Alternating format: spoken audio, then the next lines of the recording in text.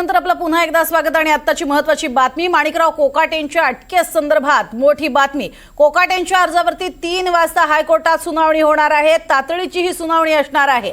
मंत्री असल्यामुळे अर्थातच या संदर्भात आणि माणिकराव कोकाटे हे सध्या रुग्णालयामध्ये दाखल आहेत, लीलावतीमध्ये दाखल आहेत। मात्र त्यांना तात्काळ अटक करण्याची एकीकडे मागणी करण्यात आलेली आहे। नाशिक सत्र न्यायालयाने अटक वॉरंट जारी केलेला आहे, तर दुसरीकडे कोकाटेंच्या अर्जावरती अर्थात शिक्षेच्या स्थगितीसाठी केलेला हा अर्ज आहे, याचिका आहे आणि त्यावरती आज दुपारी 3 वाजता सुनावणी होईल। अधिक माहिती घेऊया, ऋतिक गडकवार आमचे प्रतिनिधी आपल्या सोबत आहेत। ऋतिक, काय अधिक माहिती? एकंदरीत सत्र न्यायालयाने जो निर्णय दिला त्यामुळे कुठेतरी माणिकराव कोकाटे यांच्या मंत्रिपदावरती आमदारकीवरती आमची तलवार जी आहे ती कायम असल्याचं आपल्याला पाहायला मिळते आणि आता सत्र न्यायालयाने अटक वॉरंट देखील जारी केलेला आहे। त्याच अनुषंगाने नाशिक पोलीस हे कधीही माणिकराव कोकाटे यांना अटक करतील अशा पद्धतीची स्थिती आहे। एकीकडे माणिकराव कोकाटे सत्तेचा पोलीस पडताळतील आणि त्यानंतर माणिकराव कोकाटे यांना अटक होऊ शकते असं असताना दुसरीकडे माणिकराव कोकाटे यांनी कुठेतरी उच्च न्यायालयामध्ये धाव घेत असल्याचं आपल्याला पाहायला मिळतंय। त्यांच्याकडून सकाळी अर्ज देखील दाखल करण्यात आलेला आहे आणि त्याच अनुषंगाने 3 वाजता त्यांचे जे वकील आहेत ते आता उच्च न्यायालयाकडे न्यायमूर्ती आहेत त्यांच्याकडे हजर होतील आणि म्हणतील की लवकरात लवकर तातडीची सुनावणी जी आहे ती या प्रकरणाची घ्यावी आणि आमच्या ज्या आशिलाला कोर्टाने जी शिक्षा सुनावणी आहे त्या स्थगित द्यावी, अटक जो वॉरंट आहे तो जारी करावा अशा पद्धतीची मागणी जी आहे ती वकिलांकडून करण्यात येत असल्याचं आपल्याला पाहायला मिळत आहे। प्रज्ञा, अगदी अटकेपासून संरक्षण मिळण्यासाठी अशा स्वरूपात पळवाटा शोधल्या जात असतात आणि त्यातच ही पळवाट असल्याचंही म्हटलं जाते। विरोधक टीका करतायत। यावरती नेमकी कोर्टामध्ये कशा पद्धतीची भूमिका घेतली जाते, न्यायालयीन पद्धत नेमकी कशी असते? एकंदरीत आपण बघतोय की माणिकराव कोकाटे यांचे जे वकील आहेत त्यांनी एकंदरीत असं म्हटलेलं आहे की माणिकराव कोकाटे जे आहेत त्यांच्यावरती लीलावती रुग्णालयामध्ये उपचार सुरू आहेत आणि आपण नियम जर बघितले तर आरोपी आहे तो जर अनफिट असला तर त्याला अटक करता येत नाही। त्याच अनुषंगाने ज्यावेळेस पोलीस जे आहेत ते लीलावती रुग्णालयाच्या डॉक्टरांना भेटतील आणि त्यांच्याकडून माणिकराव कोकाटे यांची जी सर्टिफिकेट आहे ते त्याची मागणी करतील आणि त्यामध्ये माणिकराव कोकाटे हे फिट आहेत की अनफिट आहेत याच्या पद्धतीचा जो तपास आहे तो करतील आणि त्या ठिकाणी जर माणिकराव कोकाटे हे जर फिट आढळले तर माणिकराव कोकाटे यांना तिथेच अटक होऊ शकते। मात्र जर माणिकराव कोकाटे जे आहे ते अनफिट जर आढळले तर पोलिसांना त्यांना अटक करता येणार नाही जोपर्यंत ते फिट राहत नाही। नक्कीच, तुर्तास धन्यवाद ऋतिक या संपूर्ण माहितीसाठी। तर एकीकडे आपण बघतोय शिक्षेच्या स्थगितीसाठी हायकोर्टात याचिका दाखल करण्यात आलेली आहे आणि आज दुपारी 3 वाजता यावरची सुनावणी होणार आहे। अधिक माहिती घेणार आहोत आमचे प्रतिनिधी सागर कुलकर्णी यांच्याकडनं। सागर, एकीकडे अनेक पळवाटा असतात, त्यातीलच ही पळवाट आहे असं विरोधकांचा आरोप होतोय।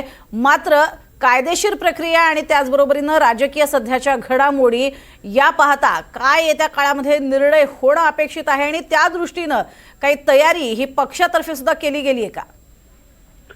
जवळपास स्पष्ट दिसून येतं की म्हणजे राष्ट्रवादी काँग्रेस कोकाटेंना वाचवू पाहतायत, पण जी सूत्रांची आता माहिती त्यानुसार राज्याचे मुख्यमंत्री देवेंद्र फडणवीस थेट कोकाटेंच्या कृतीवर नाराज आहेत। एखाद्या मंत्र्याविषयी अटक वॉरंट निघणं कुठेतरी मंत्री पदाच्या प्रमुख मुख्यमंत्री असणाऱ्या देवेंद्र फडणवीसांसाठी आहे। यामुळेच थेट मुख्यमंत्री देवेंद्र फडणवीसांनी अजित पवारांना भेटीमध्ये दरम्यान जर कोकाटेंना कोर्टाकडनं दिलासा मिळत नसेल तर राजीनामा द्यावाच लागेल अशी स्वरूपाची भूमिका घेतलेली आहे। यामुळे जवळपास स्पष्ट आहे की हायकोर्टामध्ये कोकाटेंना दिलासा मिळत नाही तर कोकाटेंचा राजीनामा जवळपास निश्चित आहे आणि तशा स्वरूपाची नाराजी थेट राज्याचे मुख्यमंत्री आता व्यक्त करताना दिसून येत आहेत। प्रज्ञा, नक्कीच, मात्र या संपूर्ण घडामोडी बघत असताना आज अटक कधीही होऊ शकते अशा स्वरूपाची परिस्थिती दिसते आहे का? आणि त्यामुळेच राजकीय गोटात जसं आता तो उल्लेख केलास त्या पद्धतीनं स्वतः अजित पवार यांच्याकडनं मंत्रिपदासाठी नेमकी कोणाची वर्णी लावली जाणार किंवा सध्या हे खातं कोणाकडे वर्ग करण्यात आलंय का, याबद्दल काही माहिती मिळू शकली आहे का? वास्तविकतेत जोपर्यंत राजीनामा राज्याच्या मुख्यमंत्र्यांकडे सादर होत नाही तोपर्यंत ह्या गोष्टींना फारसा अर्थ येत नाही। यातले तर्कवितर्क असे आहेत की जर कोकाटेंचा राजीनामा खरंच होतोय, त्यांना कोर्टाकडनं हायकोर्टात जे गेलेले आहेत तिथे दिलासा मिळत नाही तर मग कोकाटेंच्या ऐवजी पर्यायी नावं जे समोर येतील त्यामध्ये कदाचित दत्ता भरणे यांच्याकडे कृषी खातं प्लस क्रीडा खातं असा चार्ज दिला जाईल किंवा त्याऐवजी साताऱ्यातनं जे नव्यानं जे मदत व पुनर्वसन मंत्री झालेले आहेत पाटील यांच्याकडे कृषी खातं यांच्याकडे क्रीडा खातं देण्याची शक्यता वर्तवली आणि तिसरी एक आहे की धनंजय मुंडे कमबॅकसाठी प्रयत्न करतात पण त्याविषयी मात्र निर्णय आहे तो महाराष्ट्रातल्या सगळ्या सहकाऱ्यांसोबत आणि विशेषतः राज्याचे मुख्यमंत्री देवेंद्र फडणवीस यांच्याच कन्सर्ननी घ्यावा लागणार आहे कारण की धनंजय मुंडे यांचं जे प्रकरण आहे अद्यापही न्यायप्रविष्ट आहे त्याच्या प्रकरणाची चौकशी सुरू आहे आणि मग कुठेतरी परत एकदा निवडणुकीच्या तोंडावर नवीन आरोप सरकारवर होणं हे सरकारला परवडणार नाही या त्यामुळे धनंजय मुंडे यांच्या नावाविषयी सुद्धा तर्कबितर्क भलेही सुरू असले तरी किती क्लिअरन्स दिल्लीतून राज्याच्या मुख्यमंत्र्यांचा मिळेल याविषयी शंका व्यक्त केली जाते सध्या. नक्कीच. मात्र या संपूर्ण घडामोडी घडत असताना सध्या आपण बघतोय की कधीही अटक होईल अशी शक्यताही एकीकडे वर्तवली जाते मात्र दुसरीकडे जसं आपल्याला बघितलं की कोकाटेंचे वकील स्वतः म्हणतात की आमच्या पुढे अनेक मार्ग आहेत त्यामुळे आम्ही हायकोर्टात आणि त्यानंतर आम्ही सर्वोच्च न्यायालयात सुद्धा जाण्यास तयार आहोत.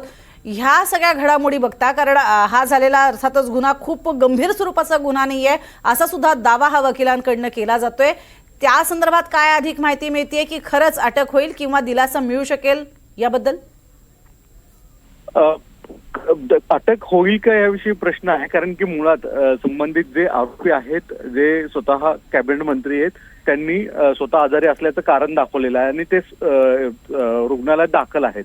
मुंबईच्या खासगी रुग्णालयात दाखल असताना जो पेशंट स्वरूपामध्ये आहे बेडवर आहे त्याला अरेस्ट कधीच केली जात नाही. आता या कायदेशीर तरतुदीचा अनेक वेळा त्रुटी म्हणून वापर होतो आणि त्याचा गैरफायदा घेतला जातो असं म्हटलं जातं. कदाचित कोकाटेंच्या बाबतीत ही राजकीय गॉसिप असंच आहे की प्रत्येक राजकीय नेत्याला ज्यावेळेस त्याच्या विरोधामध्ये एखादी कृती होते आणि त्याला जेलमध्ये जाण्याची वेळ येते किंवा अटक होण्याची वेळ येते अशा वेळेस अनेक लोक स्वतः VVIP समजत रुग्णालयात दाखल होतात. ते किती आजारी असतात आणि त्यांचे पुरावे काय असतात याविषयी न बोललेलं बरं पण हे नेहमीच नित्यच झालेली गोष्ट आहे. आत्ता कोकाटे हे जर खासगी रुग्णालयात दाखल आहेत तर त्यांना अटक होणार नाही. नक्कीच. सागर तुमच्याशी बोलणार आहोत मात्र आणखीन एक महत्त्वाची बातमी समोर येते. हायकोर्टानं दिलासा न दिल्यानं कोकाटेंना अटक होऊ शकते मात्र या संपूर्ण प्रकरणामध्ये दिलासा न मिळाल्यास कोकाटेंचा राजीनामा मात्र निश्चित मानला जातोय. राजीनाम्यासाठी शिंदे आणि भाजप आग्रही आहेत असंही कळतंय.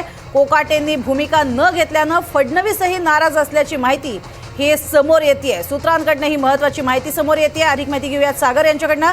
सागर, फडणवीस सुद्धा एकीकडे नाराज आहेत कारण या संपूर्ण प्रकरणामध्ये आधीच राजीनामा होणं अपेक्षित होतं. अशी अपेक्षा जी आहे ती शिंदे आणि भाजपकडनं होती असं कळतंय. खरं आहे की या संदर्भामध्ये आता जी माहिती मिळते त्यानुसार राज्याचे मुख्यमंत्री देवेंद्र फडणवीस हे नाराज असल्याचं सूत्रांची माहिती मिळालेली आहे.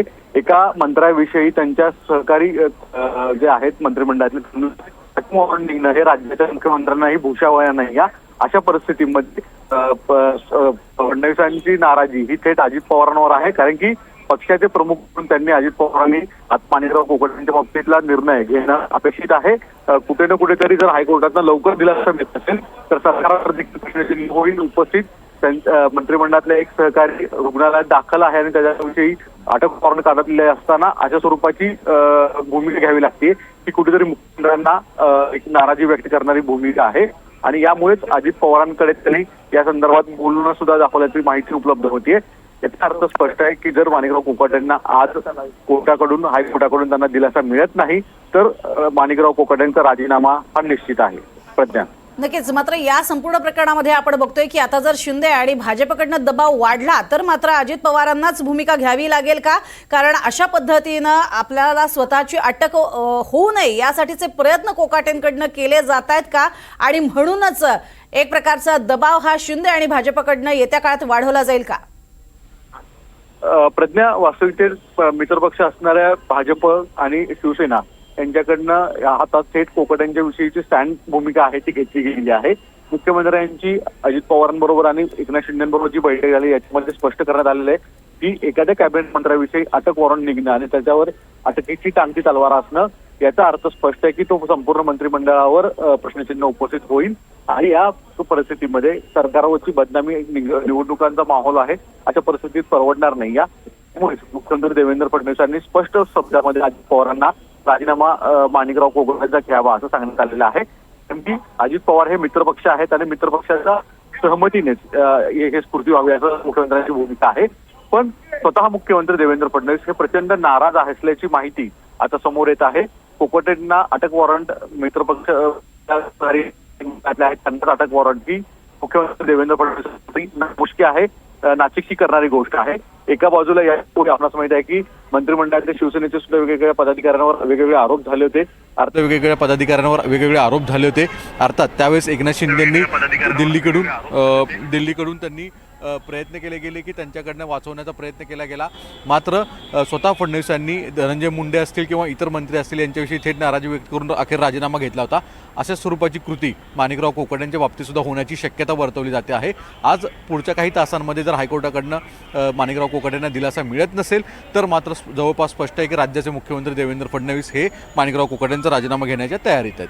नक्कीच आगामी महापालिका निवडणुकांच्या तोंडावरती अशा घटना घडणं हे संपूर्ण महायुतीसाठी अतिशय निराशाजनक आहे आणि आगामी काळामध्ये एकत्र लढण्यासाठी सुद्धा अर्थातच हे काही चांगलं सुतोवाची करणारं नाही आहे. आणि त्यामुळेच आता समज दिली जाईल का आणि पुढच्या काळामध्ये हे खातं नेमकं कोणाकडे द्यायचं या संदर्भातही आता स्वतः फडणवीसच निर्णय घेतील, प्रमुख आणि कठोर भूमिका घेतील का, किंवा ते खातं ते स्वतःकडेच घेतील का?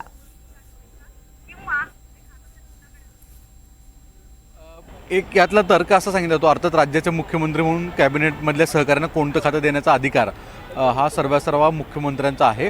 पण दुसरीकडे प्रत्येक 3 मित्रपक्षांमध्ये कोणी कोणती खाती घ्यायची हे जवळपास आधी ठरल्यामुळे अजित पवारांच्याच कोट्यामधील एका मंत्र्यांना राजीनामा द्यावा लागला. तर क्रीडा खातं हे कदाचित सांगितलं जातं की स्वतः अजित पवार स्वतःकडेच ठेवतील, जसं धनंजय मुंडेंनी राजीनामा दिला होता आणि छगन भुजबळांचं मंत्रिमंडळामधलं पुनरागमन थांबलं होतं. त्या दरम्यानचा जो कालावधी होता त्या दरम्यान अजित पवारांनी स्वतःकडेच अन्न व धान्य पुरवठा खातं ठेवलं होतं. आत्तासुद्धा क्रीडा खात्याचा राजीनामा जर माणिकराव कोकाटेंचा होत आहे तर त्यांच्या खात्याचाच पूर्ण कारभार हा स्वतः अजित पवार काही दिवस स्वतःकडे ठेवतील. अर्थात मग नव्यानं मंत्रिमंडळामध्ये समावेश कुणाचा NCPच्या कोट्यातून करायचा का, आणि जर तो करायचा तर मग एकाच वेळी एका व्यक्तीविषयी जसं छगन भुजबळांसाठी शपथविधी सोहळा झाला तशा स्वरूपाचा करायचा का, मग तो धनंजय मुंडेंचा असेल की अन्य अजून कुणाचा, की अजित पवार अजून नव्यानं चेहऱ्याला कुणाला संधी देत आहेत मराठवाडा मध्ये, अशी एक शक्यता वर्तवली जाते. आत्ता हे फक्त तर्कवितर्क आहे. तोपर्यंत तरी माणिकराव कोकाटे यांच्यावर जोपर्यंत टांगती तलवार आहे, यामुळे पुढच्या 24 तासामध्ये जर याबाबतचा दिलासा माणिकराव कोकाटेंना होत नाही तर मात्र स्पष्ट आहे की कोकाटेंचा राजीनामा होणार आणि कोकाटेंच्या बदल्यामध्ये त्यांचं खातं काही काळ अजित पवार स्वतःकडे ठेवतील आणि कालांतराने एक कोणाचं तरी मंत्रिमंडळामध्ये समावेश करण्याची शक्यता आहे. नक्कीच सगळ्यात महत्त्वाची बाब म्हणजे माणिकराव कोकाटेंसंदर्भात वारंवार यापूर्वी सुद्धा त्यांना वाचवण्याचा प्रयत्न झालेला आहे. त्यांनी केलेली वक्तव्य असतील, रमी खेळणं असेल, अगदी भवनामध्ये सदनातमध्ये खेळणं, आणि या सगळ्या संदर्भात त्यांना वाचवण्याचा वारंवार प्रयत्न झालेला आहे. आणि म्हणूनच अजित पवारांवरती एक प्रकारे टीका सुद्धा विरोधकांनी केली होती. का इतके खास आहेत माणिकराव कोकाटे अजित पवारांना, हा सवाल वारंवार उपस्थित केला जात होता. आता मात्र अजित पवारांना नमती भूमिका घ्यावी लागणार हे स्पष्ट होतंय, कारण आगामी महापालिका निवडणुका डोळ्यासमोर आहेत आणि खास करून नाशिकमध्ये त्यांच्याकडे असा मोठा चेहरा आता नाहीये. त्यामुळे खरी कोंडी ही अजित पवारांची झाली असं म्हणायचं का?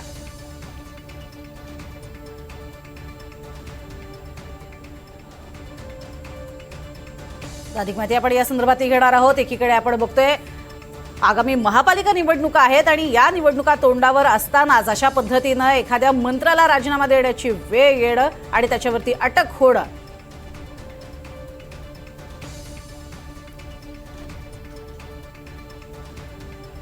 तर सध्या आपल्यासोबत या सगळ्या संदर्भात बोलण्यासाठी अनंत कळसे जे आहेत. अनंतजी, स्वागत आहे आपलं NDTV मराठीमध्ये. हे अटक वॉरंट एकीकडे जारी झालेला आहे आणि दुसरीकडे अटकेपासून बचाव करण्याचे प्रयत्न सुरू आहेत असा आरोप होतोय माणिकराव कोकाटेंवरती. काय नेमक्या कायदेशीर बाबी असतात, बाजू असतात?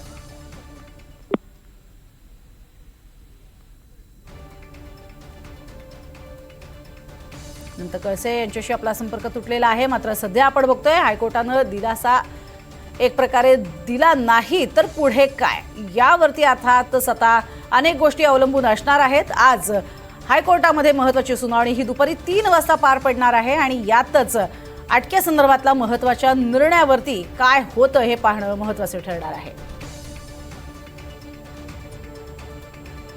तर कोकाटेंचे वकील जे आहेत त्यांनी थोड्या वेळापूर्वीच आपली भूमिका मांडलेली होती आणि आम्हाला पुढे पर्याय आहेत, हायकोर्टात जाऊ, त्यानंतर सर्वोच्च न्यायालयात जाऊ शकतो असंही त्यांनी म्हटलं होतं. त्यांनीच नेमकं काय म्हटलेलं होतं पाहूयात. नाही, आम्ही काही केस लॉचे रेफरन्स दिले की जरी कन्व्हिक्शन सेशन कोर्टात झालं आहे तर it is not the serious offence, heinous offence नाही आहे. तर साहेब ॲडमिट आहेत कोर्टामध्ये, साहेब लिलावतीला. त्यांची प्रकृती थोडी खराब झाली आहे. तर ह्युमॅनिटी ग्राउंडवर आम्हाला 4 दिवस मिळावे सरेंडरसाठी. आम्ही सरेंडरसाठी वेळ मागितला होता, तर तो अर्ज आमचा रिजेक्ट झाला. आम्ही हायकोर्टात अपील करतो आहोत. उद्या आमच्या हायकोर्टात सबमिट झालेला आहे. हायकोर्टात अपील करायचा ऑप्शन आमच्याकडे आहे, तिथून सुप्रीम कोर्टात आहे. इथलं कन्व्हिक्शन झालं आहे म्हणजे ते दोषी आहेत असं होत नाही, कारण प्रत्येकाला संधी मिळते सुप्रीम कोर्टापर्यंत. तर आता